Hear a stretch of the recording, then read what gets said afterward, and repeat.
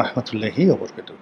সম্মানিত দর্শক, 2024 সনের এপ্রিল মাস থেকে আজ অবধি, মানে 2025 সনের এপ্রিল, 2026 সনের এপ্রিল, এই পুরো সময়টি আমাদের জীবনে এতটা দুর্বোধ্য যে আমাদের যে সিক্স সেন্স রয়েছে, আমাদের যে সিভিক সেন্স রয়েছে, কমন সেন্স রয়েছে, এগুলো দিয়ে আসলে কি ঘটেছে আমাদের রাজনীতিতে আমরা বলতে পারছি না। আপনারা যদি 2024 সনের সেই এপ্রিল মাসের স্মৃতি মনে করেন, দেখবেন সব কিছু একেবারে স্বাভাবিক, কোথাও কোনো রকম টু শব্দটি ছিল না। ঠিক ওই সময়টাতে হঠাৎ করে একটা ভিডিও ফুটেজ মানে আমার সামনে চলে এলো এবং আমি খুব উদ্বেলিত হলাম। আপনাদেরকে বলছি সে কাহিনী 2024 সনের এপ্রিল মাসের কাহিনী, প্রথম দিকের কাহিনী। নিয়মিত টকশোতে যেতাম এবং 2024 সনে যে নির্বাচনটি হলো, যেটিকে আমিরামি নির্বাচন বলা হয়, তো সেই নির্বাচনের আগে আমি বারবার বলছিলাম যে একটা গণ অভ্যুত্থান হবে, তারপর সরকার এই নির্বাচনটি যদি করে তারা ফাঁদের মধ্যে পড়বে। নির্বাচনের আগে যদি সরকারের পতন হয় ক্ষয়ক্ষতি কম হবে, নির্বাচনের পরে যদি সরকারের পতন হয় অনেক বেশি ক্ষয়ক্ষতি হবে। তো এই সকল কথা টকশোতে বলতাম এবং বড় বড় নেতাদের সামনে বলতাম, তাদের সঙ্গে বাহাস করে বলতাম। এদের মধ্যে কাজী ফিরোজ রশিদ, তারপর জনাব শাহজাহান খান, অন্যান্য যে সকল আওয়ামী লীগের বড় বড় নেতৃবৃন্দের টকশোতে আসতেন, তাদের সঙ্গে নির্বাচন পূর্ব যে টকশোগুলো হতো সেখানে এই ধরনের কথাবার্তা আমি বলতাম। তো যা হোক, এরপর কি হলো, নির্বাচনের পর মানে এই যে এপ্রিল মাসে বাংলা ভিশনের একটা টকশো ছিল। সেই টকশোতে জাতীয় পার্টির যেটা ফিরোজ ভাই, যিনি কাজী ফিরোজ রশিদ, তিনি ছিলেন, আর সাবেক নৌ পরিবহন মন্ত্রী শাহজাহান খান সাহেব ছিলেন। তো আমরা যখন আড্ডা মারছিলাম সেই যাকে বলা হয় রুমের মধ্যে, তখন শাহজাহান খান আমাকে বললেন যে, এই রনি, তুমি তো খালি সারাক্ষণ আমাকে ভয় দেখাতে, বড় বড় কথা বলতে, গণ অভ্যুত্থান হবে ইত্যাদি ইত্যাদি সব কিছু, তো কই ইলেকশন তো হয়ে গেল, ইলেকশন তো হয়ে গেল এবং একটা ট্রু শব্দ নাই, সব কিছুই তো নিয়ন্ত্রণে, কী সমস্ত কথাবার্তা এখন বলো দেখি কী বাবা বলবা। তা আমি তাকে বললাম যে এটার উত্তর আমি দেবো আজকের টক শোতে, আপনার কাছে এখানে বললে আর আকর্ষণ থাকবে না। আচ্ছা ঠিক আছে, বলো বলো বলো। তৈমুর, মানে বাংলা ভিশনের যে উপস্থাপক আছে তৈমুর, ওর অনুষ্ঠান। তো সেখানে আমি খুব হাসতে হাসতে কথাগুলো বললাম যে খুব দ্রুত একটা গণ অভ্যুত্থান হবে, খুব দ্রুত একটা গণ অভ্যুত্থান হবে, এবং এটা এত আশ্চর্যভাবে হবে যে আমি, শাহজাহান ভাই বা কাজী ফিরোজ রশিদ, ফিরোজ ভাই, আমরা হয়তো কোনো টকশোতে আছি, নিচ থেকে নামবো, যার যার বাড়িতে যাব, এর মধ্যে গণ অভ্যুত্থান হয়ে যাবে। তারপর কাজী ফিরোজ রশিদ আমাকে টেলিফোন করে বলবে, রনি এটা কি হলো, আমরা একসঙ্গে এত সুন্দর করে টকশো করলাম, এখন দেখি গণ অভ্যুত্থান হয়ে গেছে, এখন আমি কোথায় যাই, কি করি? শাহজাহান খান সাহেব বলবেন যে, রনি এখন আমার কি হবে বলো তো, আমি কোথায় যাই, গণ অভ্যুত্থান তো হয়ে গেছে। তো এই কথা বললাম হাসতে হাসতে। কাজী ফিরোজ রশিদ সাহেব, শাহজাহান খান সাহেব, তিনিও অনেক হাসলেন। মানে এটা একটা স্যাটায়ার।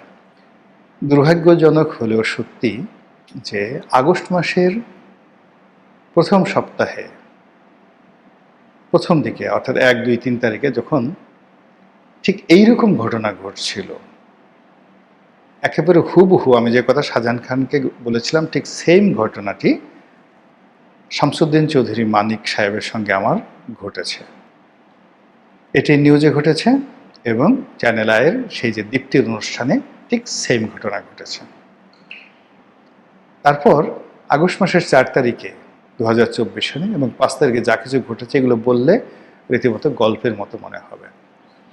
ব্যাপারটা হলো যে এইগুলো আমি বলেছি, কিন্তু এই ঘটনাগুলো যে আসলে অ্যাডজাক্টলি কীভাবে ঘটেছে আমি এটা বলতে পারবো না।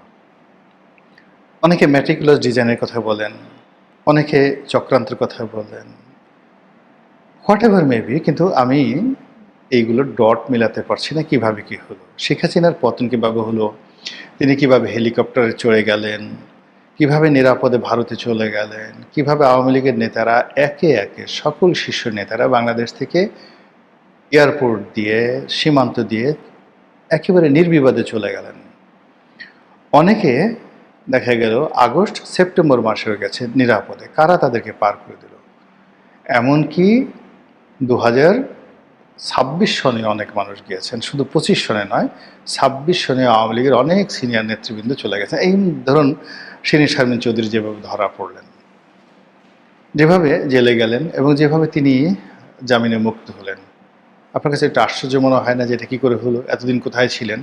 এই যে আমরা প্রশ্ন করতে পারি না, এই প্রশ্ন করতে না পারার কারণেই বর্তমানে যারা আছেন তারা আগামীতে ঠিক এরকম বিপদে পড়বেন, যতক্ষণ না পর্যন্ত এই প্রশ্নগুলো তারা মীমাংসা না করেন যে অতীতে এই জিনিসগুলো কীভাবে হয়েছে।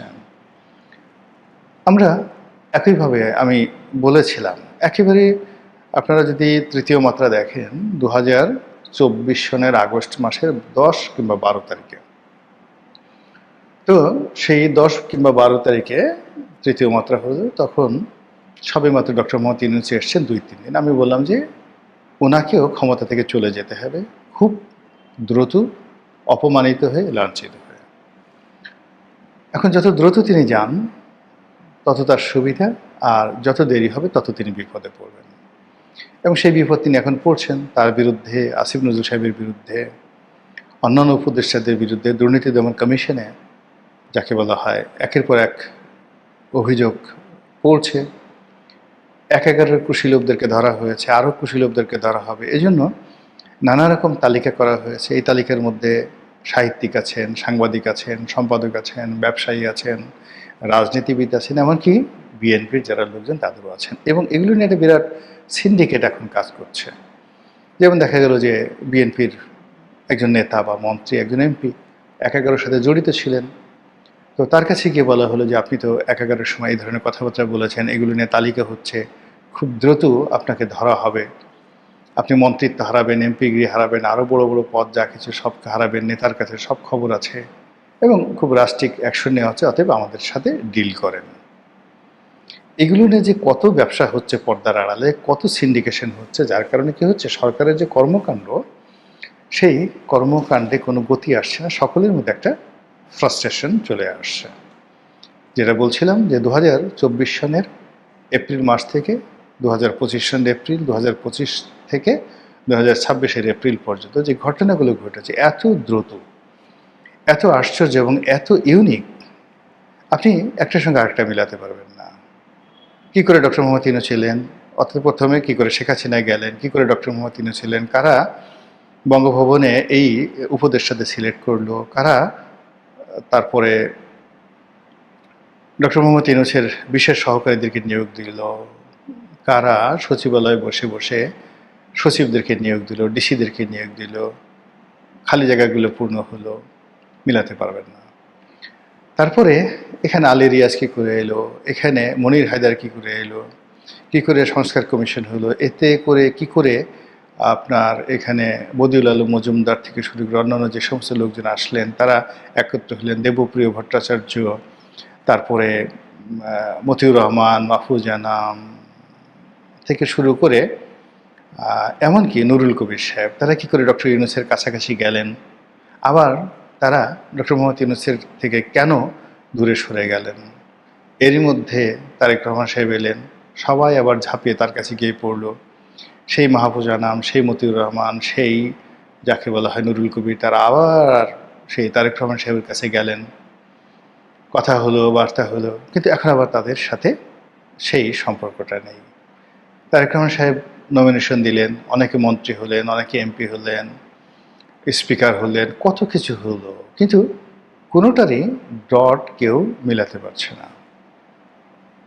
দেশে কি ঘটছে, জামাতের সাথে বিএনপির সম্পর্ক কি সাজানো নাকি নিতান্ত খেলাধুলা, এই বিষয়গুলো নিয়ে কিন্তু প্রতিদিন আলোচনা হচ্ছে।